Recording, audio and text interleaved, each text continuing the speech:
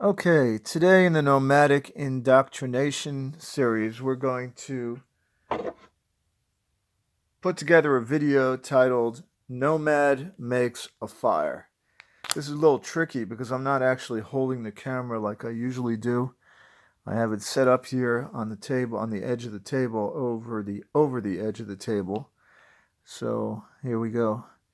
So here's the table right here.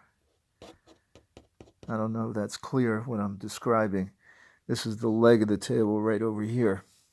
Okay, so this is called, by the company that sells it, a fire steel. And basically, this rod right here is made out of rare earth, something or other, rare earth metals.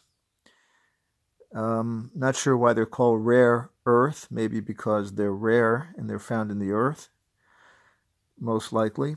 And so they make a rod. They compress this rod out of this material, and it has the characteristic that when you take a knife, or in this case, they include like the a little piece of steel here. It's not too much in focus. Sorry about that. See if we can get it. There we are. There it is.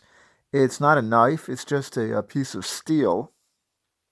A piece of steel here, which has a sharp edge right along here, like the edge of a knife. But you could take a steel knife and use it also.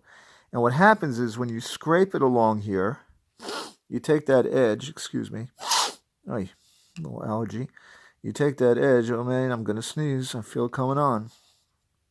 You take that edge, and let's see if we can bring this in focus. And you bring it along, and you scrape it along here, and eventually you will create sparks, very hot sparks. So let's give an example of that without setting the house on fire. Well, you'll see it. I don't want to take a chance here because it can set things on fire. So down there is a baking sheet, and on it is some cotton. And what I'm going to do now is take a piece of that cotton here, right? Take a piece of that cotton, and I have a little bit of leftover olive oil in a jar of olive oil here. And I'm going to open that up and see if we can take that last drop of olive oil, which is sitting in this jar, and if anything will come out onto here. Shake it out. Oh, too much actually, too much.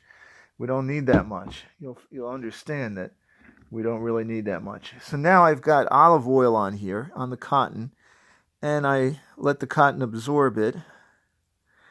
And then what I do is, here's the trick. Some part of the cotton, see if we can bring it in focus here.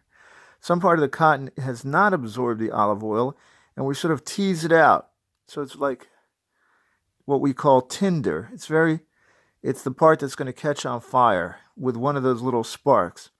So one of those little sparks is going to hit that cotton there, and uh, one of those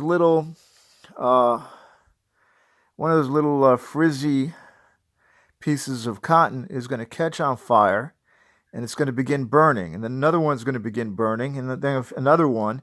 And pretty soon you're going to have a little fire, and that little fire is going to catch on to the rest of the cotton. And then what will happen is it'll draw the fire, the oil will be drawn in, and the oil will start burning. So the cotton becomes like the wick, and the oil is the fuel. Now let's see if I can do this and show you exactly how it works. All right, so I'm putting the cotton ball down here.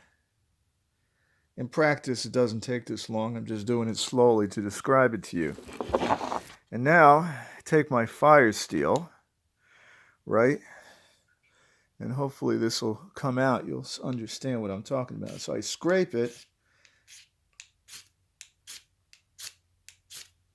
And as I scrape it, sparks come out. Now I'm going to go a little closer and scrape it right up against here and see if we can start that fire.